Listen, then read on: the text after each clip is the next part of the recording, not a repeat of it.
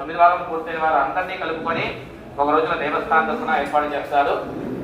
ఆ వివరాలన్నీ కూడా మీ అందరికీ వాట్సాప్ ద్వారా అందించడం జరుగుతుంది.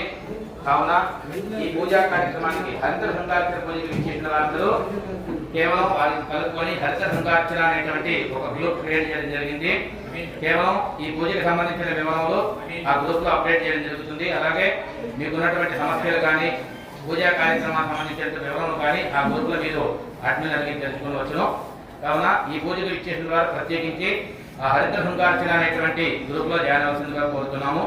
అలాగే మిగతా భక్తులు విడివారందరూ కూడా దేవస్థానం యొక్క వాట్సాప్ గ్రూపులు ఉన్నాయి, అందులో జాయిన్ అయితే అమ్మవారి దగ్గర జరిగేటువంటి పూజా కార్యక్రమాలు, అమ్మవారి దగ్గర జరిగేటువంటి బొమ్మ కార్యక్రమాలు, అలాగే అమ్మవారి ఫోటోలన్నీ కూడా అన్ని గ్రూపులో అందించడం జరుగుతుంది.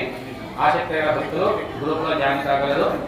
అలాగే ఈ పూజా కార్యక్రమంలో పాల్గొన్నటువంటి ప్రతి ఒక్క భక్తులకి అమ్మవారి పరిపూర్ణమైనటువంటి అనుగ్రహం వల్ల సకల శుభాలు చేకూరాలని చెప్పని అమ్మవారిని మనస్ఫూర్తిగా ప్రార్థన చేస్తున్నాము.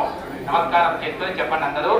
యా దేవి సర్వభూతేషు మాతృరూపేణ సంస్థిత నమస్తస్యై నమస్తస్యై నమస్తస్యై నమో నమః.